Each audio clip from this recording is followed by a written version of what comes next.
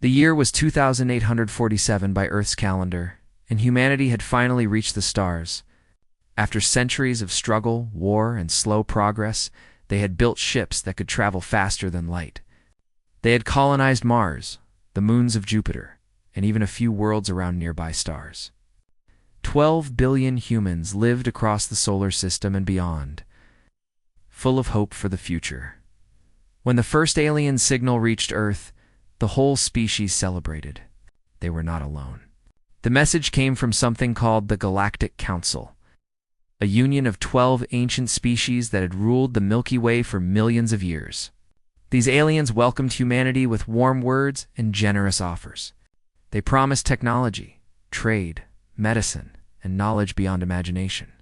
All humanity had to do was join the council as a junior member. Commander Lisa Monroe was 34 years old when she led the first diplomatic mission to Kethra Prime, the capital world of the council. She was a decorated officer with dark hair and steady hands, chosen because she was calm under pressure and good at reading people. When her ship entered orbit around Kethra Prime, she could not believe what she saw. The planet was covered in towers of crystal and metal that reached into the clouds. Ships of every shape and size filled the sky. Billions of beings from dozens of species lived there in peace. The council leaders greeted her with respect. High Arbiter Zorvan, of the Kathrani, was a tall being with blue skin and forearms. He spoke softly and smiled often. Grand Matriarch Thessaly of the Vorn Collective was older, with silver scales and wise eyes. She called humanity the children of the stars and said they would do great things. Lisa believed them. Everyone did. Over the next 50 years, humanity and the council grew closer. Humans learned alien languages and sciences. Alien merchants came to Earth to trade. Human students studied at universities on distant worlds. The future seemed bright and endless, but behind closed doors, the council leaders were afraid. Deep in the archives of Kethra Prime, there was a prophecy written by the precursors, an ancient race that had disappeared millions of years ago. The precursors had created life on countless worlds, including Earth. Before they vanished, they left behind warnings and predictions. One prophecy spoke of a young species from a small blue world in the Orion Arm. It said this species would rise too, surpass all others, and reshape the entire galaxy. The council had searched for this species for eons. When they found humanity, they knew the prophecy was about them. Humans were creative, adaptable, and aggressive. They learned faster than any species the council had ever seen. In just 2 centuries, they had gone from primitive rockets to faster-than-light travel. Given enough time, they would become unstoppable. Zorvan and Thessaly met in secret with the other council leaders. They debated for months. Some wanted to guide humanity to shape them into allies, but most were too afraid. They decided that the only safe option was to destroy humanity completely. Before the prophecy could come true, they planned carefully. They would invite humanity's leaders, scientists, and best military officers to a grand celebration on Kethra Prime. They called it the Festival of Unity, a ceremony to mark humanity's full acceptance into the council. Every important human would be there, along with Earth's most powerful fleet. Lisa Monroe received her invitation personally from Zorvan. He held her hands and told her how proud he was of how far humanity had come. She thanked him with tears in her eyes, never suspecting the truth. The Festival of Unity began on a beautiful morning. Thousands of humans gathered in the Grand Hall of Kethra Prime, dressed in their finest clothes. Admiral Peter Collins commanded the fleet in orbit, 200 of Earth's best warships. Chief Science Officer Hannah Wright presented gifts of human art and music to the council leaders. Lisa stood beside Zorvan, smiling for the cameras. Then the trap closed. Zorvan raised his hand and the door sealed. Guards appeared from hidden passages, weapons drawn.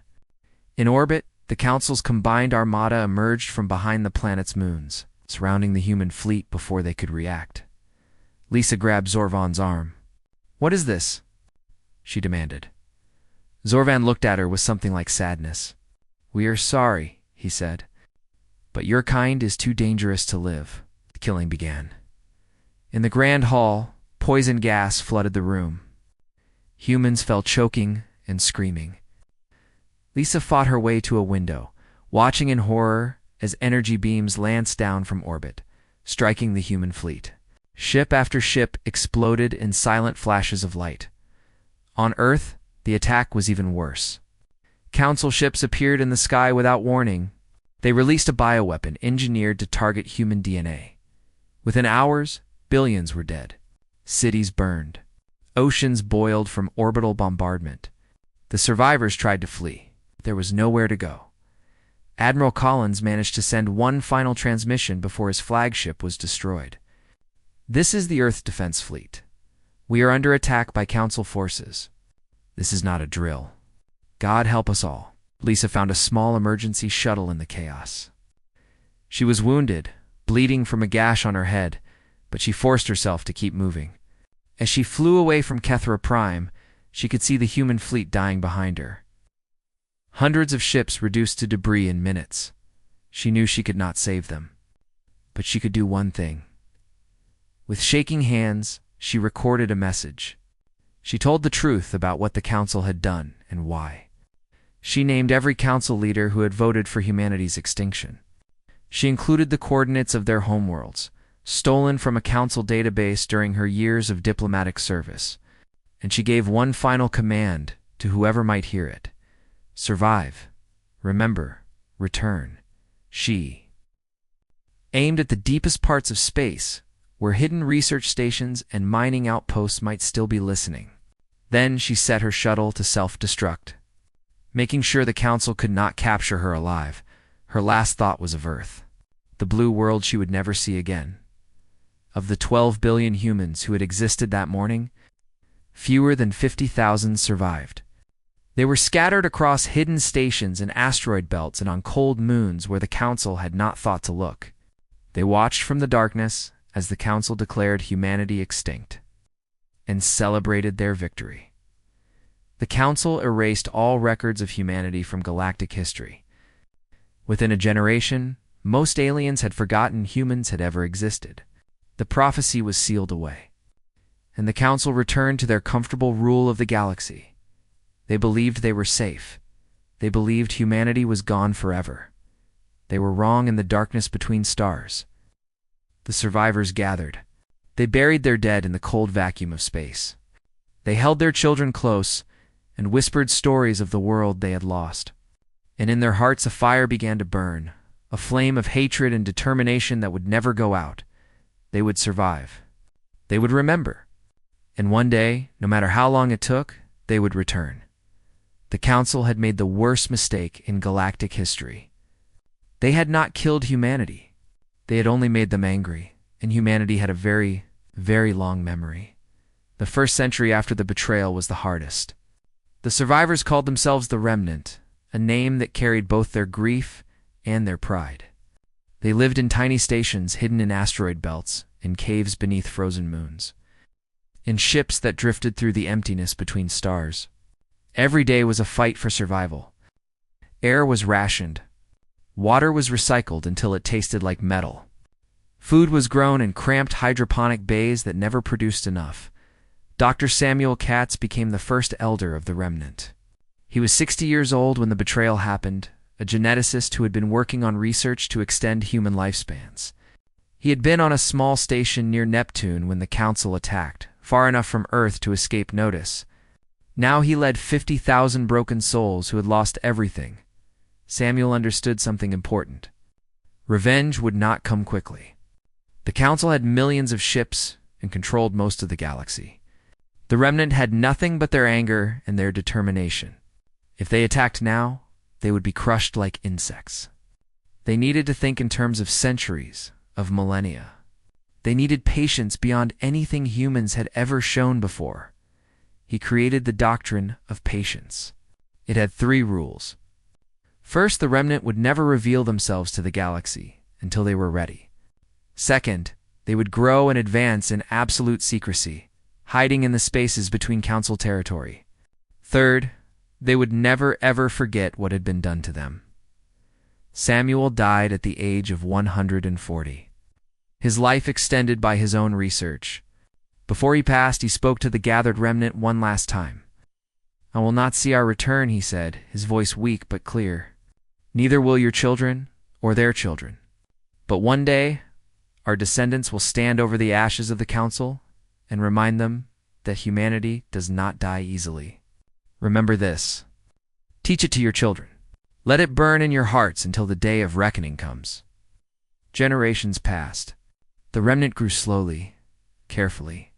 They spread through the outer solar system first, then to other star systems, always choosing dead worlds and empty spaces where the council never looked. They built their stations underground, shielded by layers of rock and advanced technology that hid them from any scanner. In the 5th millennium, a woman named Nina Espinosa led the remnant. She was small and fierce, with gray eyes that seemed to look through people. Under her guidance, the remnant created the archive, the most sacred place in human civilization. The archive was a vast underground complex built into an asteroid that drifted between stars. Its halls stretched for miles, lined with crystal memory cores that held every record of human history. Every survivor's testimony about the betrayal was stored there. Every name of every human killed in the genocide was preserved, all 12 billion of them. The archive took decades to complete, but when it was finished, Nina declared it the heart of humanity. We carry our dead with us, she said at the dedication ceremony. Every name, every face, every story. The council thought they could erase us from history. They were wrong. We remember everything, and we will make them remember too. Children born in the remnant learned the history of the betrayal before they learned anything else. Teachers showed them images of Earth as it had been, blue and green and beautiful. They showed them the recordings of the attack, the ships burning, the cities dying. They taught them the names of the council leaders who had ordered the genocide, Zorvan Thessaly, names that became curses. Spoken with hatred by the 10th millennium, the remnant had changed in ways their ancestors would not have recognized. Genetic engineering had become common. Scientists modified human DNA to adapt to different environments. Some humans could survive in vacuum for hours without suits. Others thrived in crushing gravity that would have killed their ancestors. Lifespans stretched to centuries, then longer. Disease was eliminated. The human body became a canvas that could be shaped and improved, but the core remained the same. They were still human. They still loved and laughed and cried. They still told stories around artificial fires in stations that drifted through endless darkness. And they still remembered technology advanced at an incredible pace. Without the distractions of war and politics, human scientists focused entirely on research. They built computers that could think faster than any council machine. They developed materials stronger than anything known to galactic science. They learned to manipulate energy in ways the council had never imagined. In the 20th millennium, a breakthrough came that changed everything. A physicist named Carlos Mendez discovered how to fold space itself, creating gates that could transport ships across the galaxy in seconds. This technology was far beyond anything the council possessed. It meant the remnant could strike anywhere, at any time, without warning. But they waited. The doctrine of patience held. They were not ready yet. By the 35th millennium, the remnant numbered in the billions. They had colonized thousands of hidden worlds across the galaxy, all of them invisible to council sensors. Their technology had advanced so far that comparing it to council equipment was like comparing a starship to a stone. Axe, a scientist named Victor Reyes, made the final breakthrough. Working in a laboratory hidden in the atmosphere of a dying star, he discovered how to manipulate the fundamental forces of reality. He could create matter from nothing. He could bend time and space with a thought. He could build weapons that operated on principles the council could not even imagine. When Victor presented his findings to the Council of Elders, they knew the time was almost at hand. 50,000 years of waiting, of hiding, of remembering. Generations had lived and died without ever seeing the stars freely. Children had grown old hearing stories of Earth and dreaming of a home they had never known. The current elder, a woman named Catherine Price, was over 2,000 years old. Her face was lined with age, but her mind was sharp and her will was iron. She had dedicated her entire life to preparing for this moment. "We have waited long enough," she declared. "Our ancestors died believing that one day we would return. We owe it to them. We owe it to the 12 billion whose names we carry. We owe it to every human who lived and died in the darkness, holding on to hope." The remnant began to prepare for war. Shipyards that had been building in secret for millennia accelerated their production. Soldiers who had trained their whole lives for a battle they thought might never come finally received their orders. Scientists made final adjustments to weapons that could crack planets like eggs. Word spread through every hidden station, every secret colony, every ship drifting in the void. The message was simple: the time of silence is ending. The time of return is at hand. In the archive, priests read the names of the dead aloud, as they had every day for 50,000 years. 12 billion names, an endless litany of loss. But this time, the reading felt different. This time, it felt like a promise about to be kept. On hidden worlds across the galaxy, humans looked up at the stars and smiled. Their enemies had forgotten them. Their enemies thought they were dust and memory. Their enemies were about to learn how wrong they were. 50,000 years of patience, 50,000 years of growth, 50,000 years of remembering. And now, at last, 50,000 years of waiting were about to end.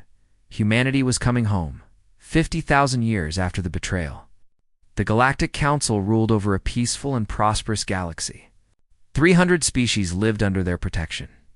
Millions of ships traveled freely between worlds. Trade flourished. Wars were rare and small. The Council believed they had created a perfect civilization that would last forever. High Arbiter Kesern of the Kathrani was the most powerful being in the galaxy. He was a descendant of Zorvan, the leader who had ordered humanity's extinction so long ago. Kesern knew the old stories, of course. Every Kathrani child learned about the dangerous species that had almost threatened the galaxy before the wise council stopped them. But to Kesern, humans were ancient history, as distant and unreal as fairy tales. He spent his days in the Crystal Palace on Kethra Prime, managing trade disputes and settling arguments between species. It was boring work, but someone had to do it. The galaxy ran smoothly because of leaders like him. Then, the reports started coming in. It began with Nexus 7, a Vorn border station on the edge of explored space. One day, it simply stopped responding to communications. A patrol ship was sent to investigate. It found nothing. The station was gone, vanished without a trace. No debris, no bodies, no explanation. Kesern dismissed it as equipment failure. Stations sometimes malfunctioned. It was nothing to worry about. Then, another station disappeared. Then 3 more. Then an entire colony on a small moon near the galactic rim. Over the following months, dozens of council outposts went silent. Ships sent to investigate either found nothing or disappeared themselves. Panic began to spread. Kesern called emergency meetings, but no one had answers. The Vorn blamed the Kathrani. The Thessari accused the Vorn. Old rivalries that had been dormant for millennia suddenly flared back to life. Some council members whispered about ghosts, about ancient enemies returning from the void. Kesern told them they were being foolish. There were no threats in the galaxy that the council could not handle.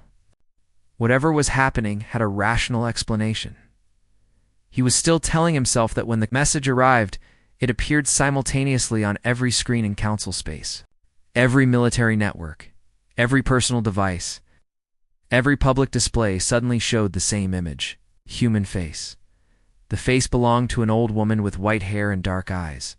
She looked ancient, but her voice was strong and clear. "People of the Galactic Council," she said. "My name is Catherine Price, Elder of Humanity. 50,000 years ago, you murdered our world. You killed 12 billion of our people. You erased us from history and believed we would stay dead." Kesern felt his blood turn cold. Humans? Impossible.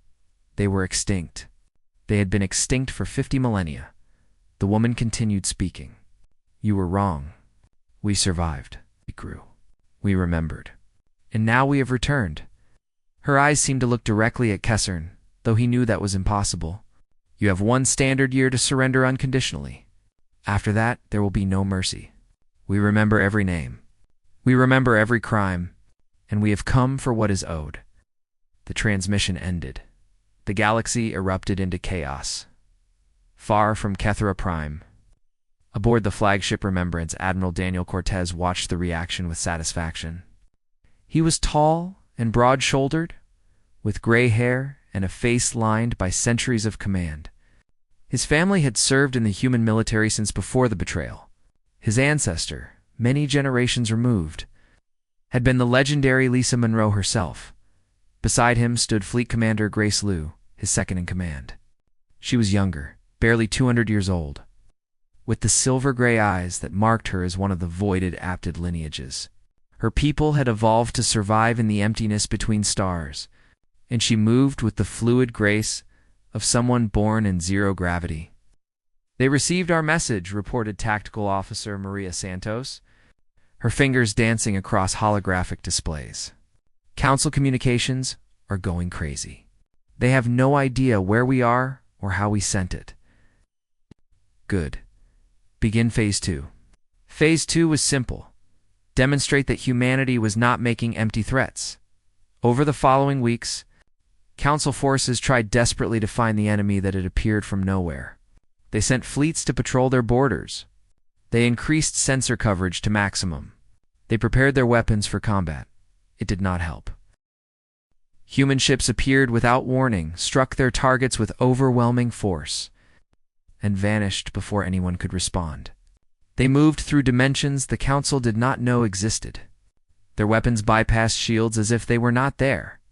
Their cloaking technology was so advanced that Council sensors could not detect them, even when they were right next to them. Grace led the attack on the Vorn shipyard at the Sierra Minor. Task force consisted of just 12 ships against a defensive fleet of 3,000. The battle lasted 11 minutes. When it was over, the shipyard was dust, and every Vorn ship was destroyed. Grace had not lost a single vessel. Reports of similar battles came in from across the galaxy. Human forces struck at military bases, sensor stations, and communication relays. They never attacked civilians, never targeted population centers, but they made it absolutely clear that they could go anywhere and destroy anything they chose. The Council tried to negotiate. High Arbiter Kezern sent messages begging for talks, offering anything humanity might want. Money, territory, resources, political power, whatever it took to stop the attacks. Catherine Price responded with a single sentence: "We do not negotiate with murderers." As the year deadline approached, the Council made their decision. They would not surrender. They would fight. They would gather every ship, every weapon, every soldier from every member species, and crush this human remnant once and for all. High Arbiter Kezern took personal command of the combined armada. 20 million warships from all 300 Council species gathered at the Kathrani homeworld. It was the largest military force ever assembled in galactic history. Kezern stood on the bridge of his flagship, surrounded by his officers, and felt confident for the first time in months. "Look at this fleet," he said. "No enemy could stand against such power. These humans have been clever, but cleverness is no match for overwhelming force. We will find them, and we will finish what our ancestors started." His officers cheered. The crews of 20 million ships prepared for battle. The Council believed victory was certain. They had no idea what was coming. Daniel Cortez received word that the Council armada was gathering. He smiled and turned to Grace. "It seems they want to fight," he said. Grace checked her weapons systems. "Good. I was hoping they would." The human reclamation fleet began moving toward Kethra Prime. 3,000 ships against 20 million. By any normal calculation, it would be suicide, but nothing about this battle would be normal. 50,000 years of preparation were about to pay off. The Council had enjoyed peace and comfort for millennia. They had grown soft and complacent. They had forgotten what real war looked like. They were about to remember. Catherine Price sent one final message to every human in the fleet. "Today, we honor our ancestors. Today, we avenge our dead. Today, we remind the galaxy that humanity does not forget. Go forth and bring justice. The ships accelerated toward battle, toward destiny, toward the reckoning that had been 50,000 years in the making. The combined armada of the Galactic Council stretched across space like a wall of metal and fire. 20 million warships from 300 species formed battle lines around Kethra Prime. Their weapons were charged, their shields raised, their crews ready to fight. High Arbiter Kazarn stood on the bridge of his flagship, the pride of Kathroni, watching his display screens with cold confidence. Sensor contact announced his tactical officer. Human fleet approaching from the galactic north. 3,000 ships. Kazorn actually laughed. 3,000 against 20 million. The humans were brave, he had to admit that. Brave and incredibly foolish. All ships prepare to engage, he ordered. Let us end this quickly. Admiral Daniel Cortez stood on the bridge of the Remembrance, watching the massive enemy fleet on his own displays. Beside him, Grace Liu checked her systems one final time. Around them, the bridge crew worked with calm efficiency, showing no fear despite the impossible odds. The Council fleet has detected us, reported Maria Santos. They are moving to engage. Daniel nodded. Signal all ships. Execute attack pattern Omega. The human fleet did not slow down or spread out into defensive formation. Instead, they accelerated directly toward the center of the Council armada. To the Council commanders, it looked like suicide. They were wrong. The first human weapons fired at a range the Council considered impossible. Beams of energy that existed in dimensions the Council could not perceive struck their ships without warning. Shields that could withstand nuclear weapons flickered and failed. Armor that had protected ships for millennia melted like ice in sunlight. 100 Council ships died in the first second of battle, then 1,000, then 10,000. Kesserin stared at his displays in horror. His ships were dying everywhere, destroyed by weapons they could not see or understand.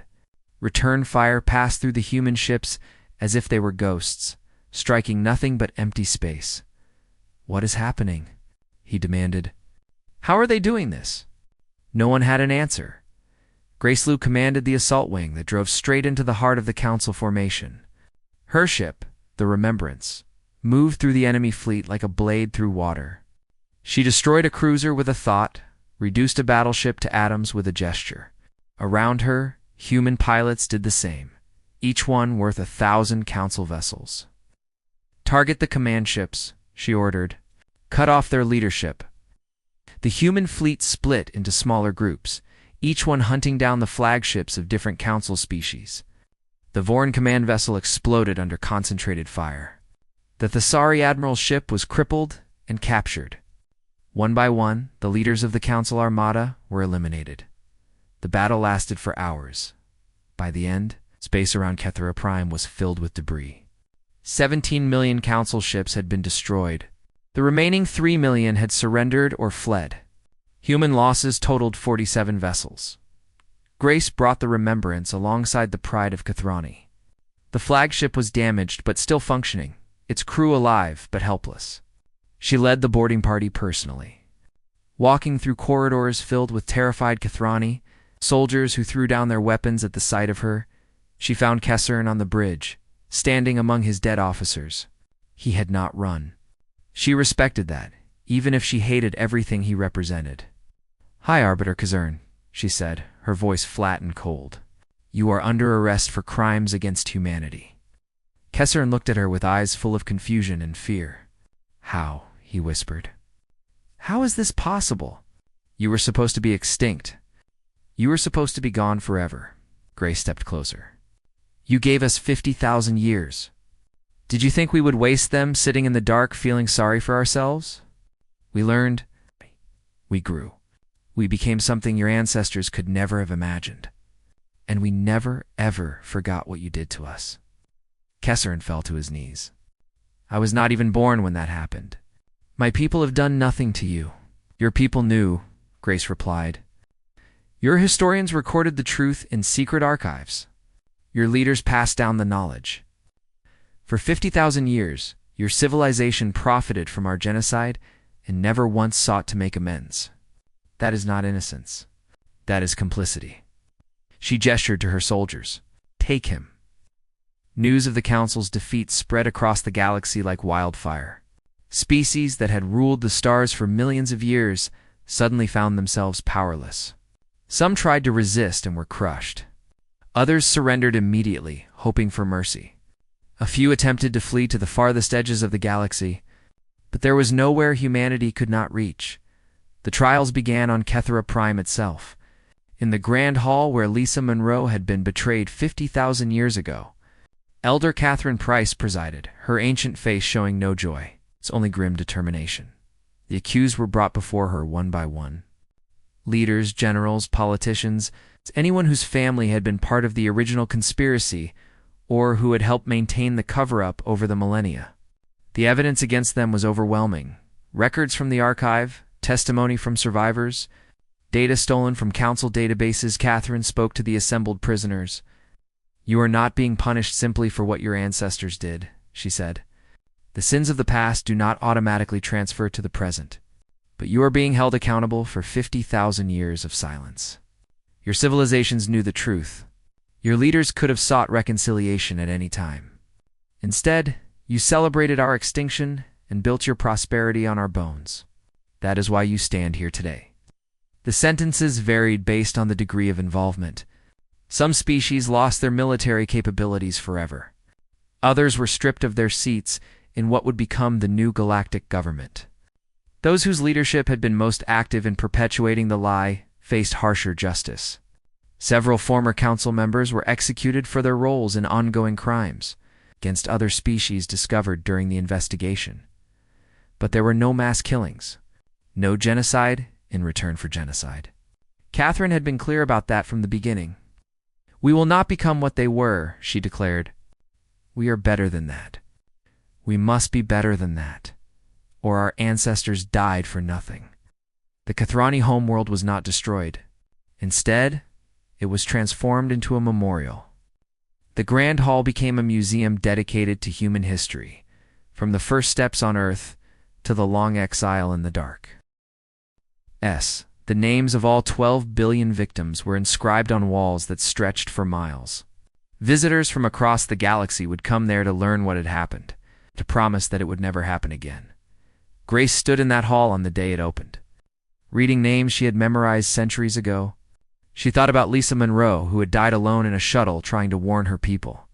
She thought about Samuel Katz, who had led the survivors through the darkest days. She thought about generations of humans who had lived and died in hiding, never seeing the stars freely, holding on to hope for a future they would never witness. We did it, she whispered. We kept our promise. Daniel found her there, still reading names. The last council resistance has surrendered, he reported. It is over. Grace shook her head slowly. No, this part is over. The destruction, the revenge, the reckoning, but what comes next is just as important. Maybe more important. Daniel nodded. He understood. They had proven that humanity could not be destroyed. Now they had to prove that humanity deserved to exist. The galaxy was watching. Hundreds of species wondered what these humans would do with their victory. Would they become tyrants like the Council had been? Would they seek to dominate and control? The answer would define humanity for the next 50,000 years. 100 years had passed since humanity's return. The galaxy had changed in ways that no one could have predicted, and the changes were still happening every day. Admiral Grace Liu stood at the observation deck of Remembrance Station, a massive structure that orbited the world she had only known from ancient recordings. Below her, Earth sparkled like a jewel against the blackness of space. Blue oceans covered most of its surface, dotted with green and brown continents. White clouds drifted across the atmosphere. It was the most beautiful thing she had ever seen. 50,000 years ago, the Council had burned Earth to ash. The oceans had boiled. The air had turned to poison. Every living thing had died.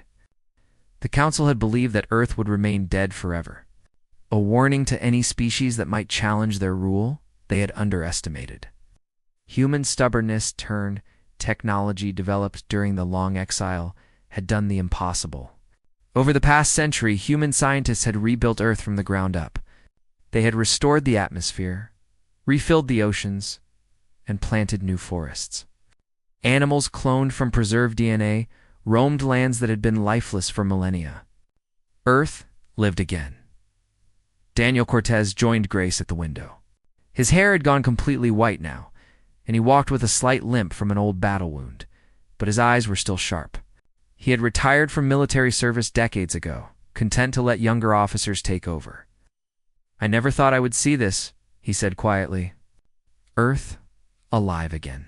Grace nodded. "Our ancestors would be proud, would they?" Daniel asked. "We had a choice after we won. We could have done to the Council what they did to us. Burn their worlds.